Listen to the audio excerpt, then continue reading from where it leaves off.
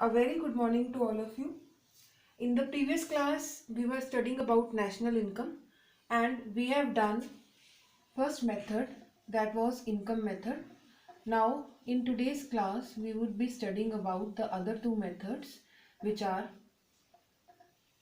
product method, output, or we call it as value added method,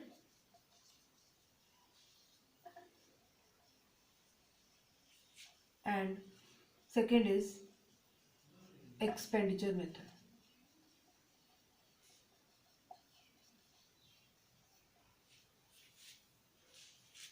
Now, first we are starting with the product, output or value added method. So, what is national income by product, output or value added method? National income is again the market value of final goods and services. Final goods and services produced in an economy in an accounting year. There are two methods of calculating the national income by product method or output method. Now we would be studying about these two methods. First method is final product method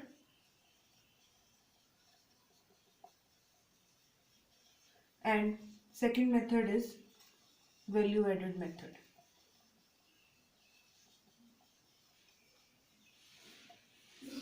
First, we are starting with final product method. Final product method, in this method, the economy is divided into three sectors. Basically, there are three sectors: primary sector,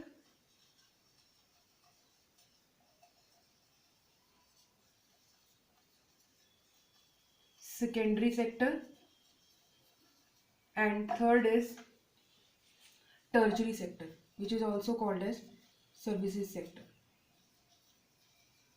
Now, first is primary sector. Primary sector is that sector which uses natural resources for production of goods and services, for example, agriculture. Second is secondary sector. Secondary sector is also called as industrial sector. It is that sector which transforms your intermediate goods to final goods. The goods which are in work in progress or semi-finished goods, it are being converted into final goods. And last is tertiary sector. This is the service producing sector, for example, banking, insurance, transportation, etc. Now, to estimate national income by market value of final goods and services, we calculate the national income produced in these sectors and then we find out the market value of final goods and services. So this was your first method, final product method. Now, second is value added method.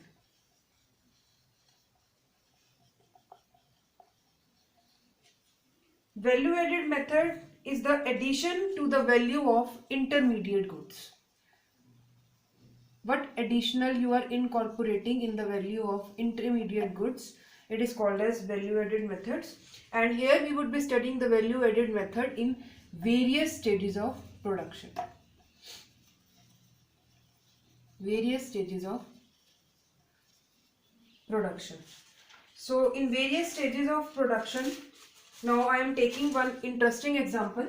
So this method can be understood with the help of an example.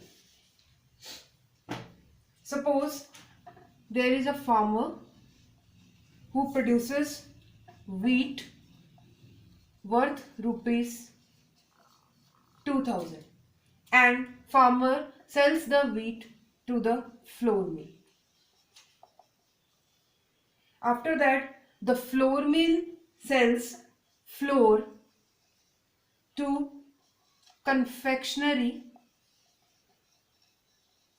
at rupees 2500. Then confectionery sells bread which is made out of the flour at rupees 3200. Now we would be calculating the value added. This is the example which we have taken, that the farmer produces wheat worth rupees 2000 and sells to flour mill. Then flour mill sells flour to confectionery at rupees 2500, and then confectionery sells the bread made out of the flour at rupees 3200. So value added can be shown in the table. I am drawing the table. We are taking the stages. Stage, value of output, cost of intermediate goods,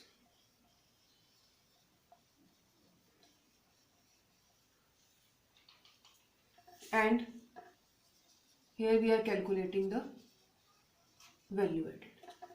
So how we do? We are taking the three stages which we have done in example: wheat, flour and bread. Now what is the value of output which we were having? It's 2000, 2500 and bread is 3200. Now what is the cost of intermediate goods? Here it is nil. Now in flour the value of wheat is included, which is 2000, and in the bread the value of flour is included, which is rupees 2500. So what will be the value added? 2000, 2500 minus 2500 and 3200 minus 2500, it is 700. Now we would be totaling it. It comes out to be total 7700. Here it is 4500 and it is 3200. So what is value added? Value added is value of output minus cost of intermediate goods, which comes out to be 3200. So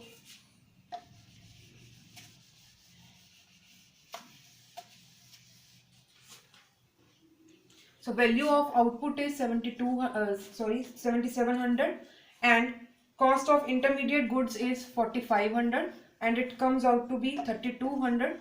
So to estimate national income, the value added of this rupees 3200 will be included in national income. So it is called as national income by value added method. So this was all in value added method. Now final product and value added. Now one problem arises when we are using this method. That problem is called as problem of double counting. Now what is double counting?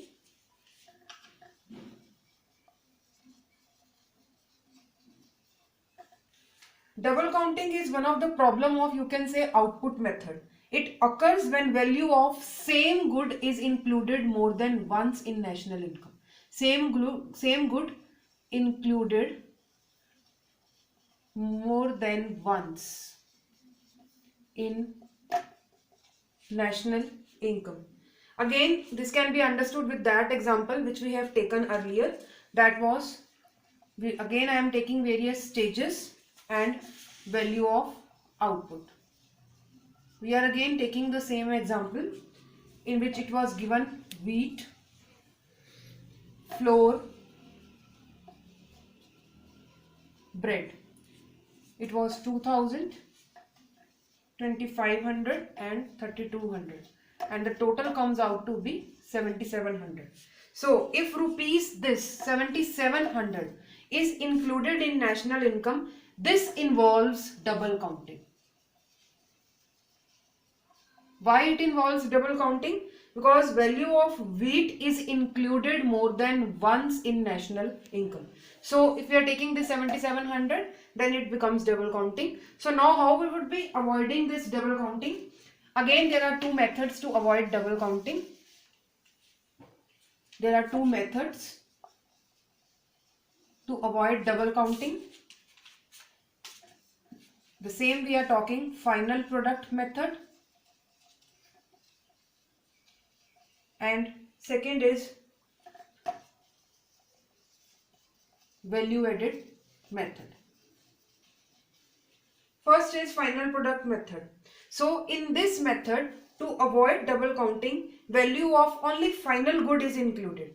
Final good means if I take the value of bread and I ignore the value of flour and wheat, then it is called as national income by final product method. It means to avoid double counting, I would be just including the value of bread. And in the example, the value of bread was rupees 3200. So if we include this 3200 in the national income, then by this method we can avoid the double counting. And I have excluded the value of flour and wheat out of it.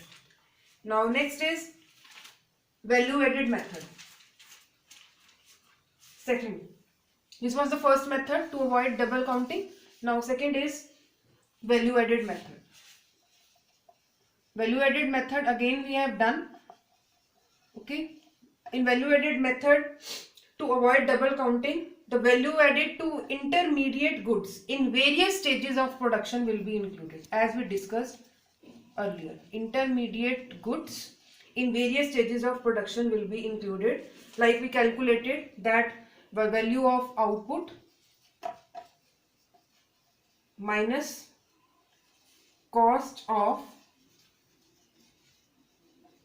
intermediate goods. So value of output was 7700 minus cost of intermediate goods was 4500 in that particular example. So to estimate national income, we are taking again the value of rupees 3200. So these are the two methods due to which we can avoid the problem of double counting. So this was in the product or output method that we have discussed about double counting also. Now again there are certain precautions in this method. We need to consider these precautions if we have to use this method. First is value of sale or purchase of second hand goods is not included in national income. Second hand goods is not included. But if you are paying any commission, but if the commission is paid on the sale of second hand goods and services, this commission is included in national income. It's very clear that we do not include the value of sale and purchase of second hand goods, but we include the value of commission which is paid, because commission is the reward for factor service.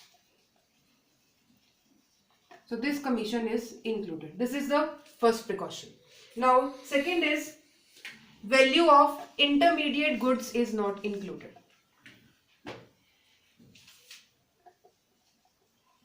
This we have already done in the output method, is not included.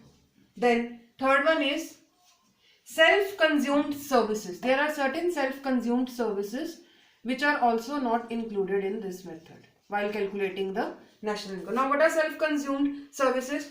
For example, if I take father is teaching his son. Father is teaching his son. So this is a self-consumed service. So it is not included in national income because market value of this service can't be estimated easily. So it is also not included. And the last one is the value of or value added from illegal activities. Illegal activities is also not included in national income. So these are the certain precautions which we need to consider in the output or value added method for calculating the national income. So this was the second method of national income. Now final and last method is third one. Third method is expenditure method.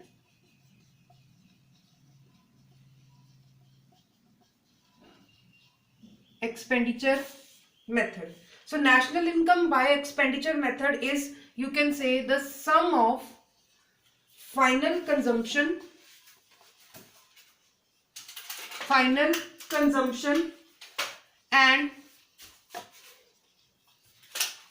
investment expenditure. Is sum of final consumption and investment expenditure in an economy, in an accounting year. In other words, we can say that it is the expenditure on final goods and services.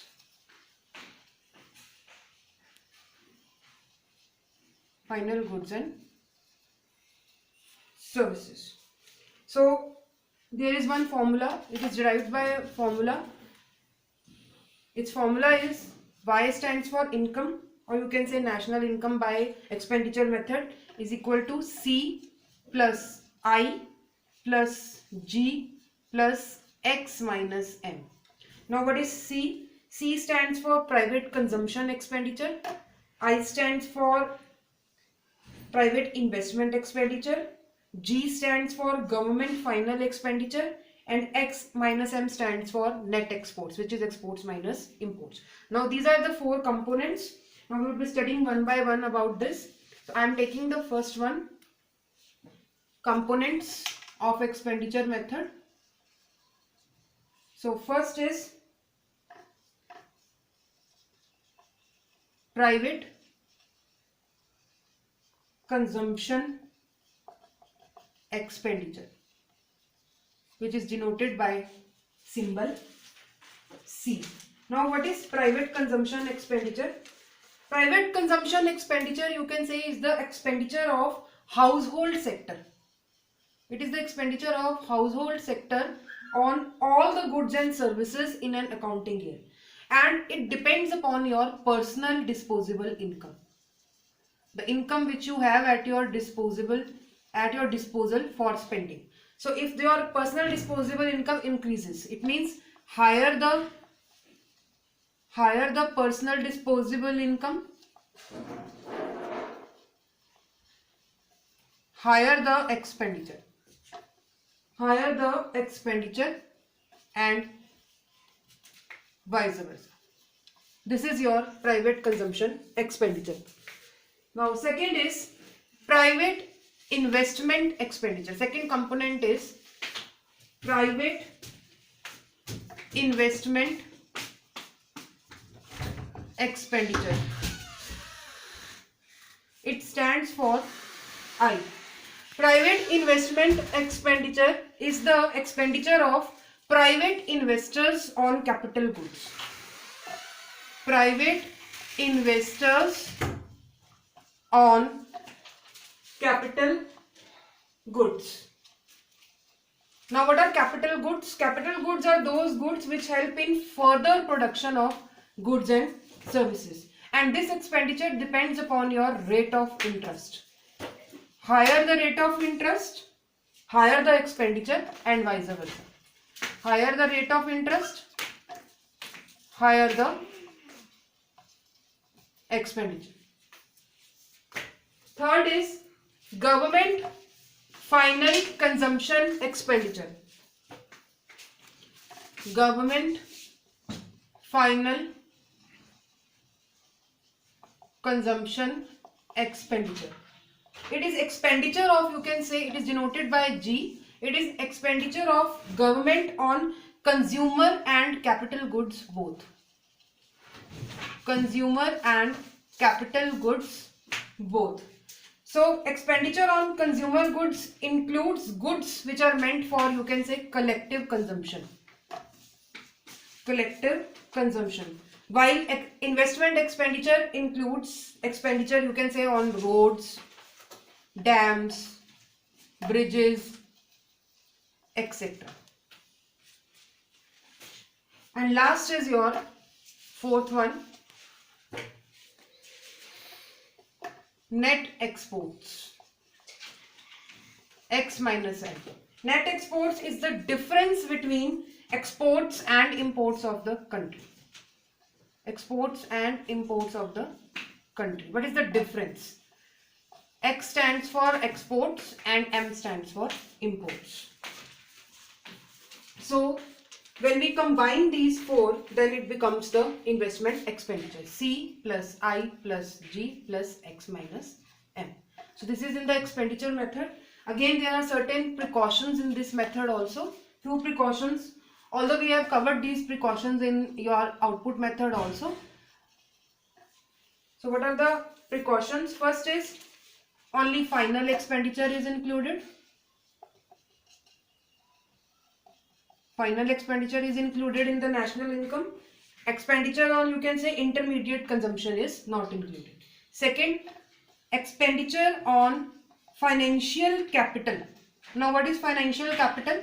Like for example, shares, bonds, it is also not included in national income. Why? Because these are your shares and bonds are your paper claims. These are your paper claims and they do not cause any value addition. When you are calculating the national income, they are not causing any value addition in the expenditure method, so it is not included. Third is expenditure on second hand goods. This we have also done in that. Second hand goods, whatever expenditure you are incurring, it is also not included. On illegal activities, this we have done, it is also not included. And last most important point, on transfer payments, whatever expenditure you are incurring on transfer payments. Now what are transfer payments? Like you can say old age pension, donation, scholarships, etc. It is also not included in the national income. So these were certain precautions in the expenditure method which we need to follow. So this was all in the concept of national income, in which we covered all the three methods of calculating the national income in totality. So if we use these methods and follow these certain precautions, then we can calculate the accurate and exact value of market value of final goods and services. And this is the right way of studying the national income in totality by following these methods. Thank you.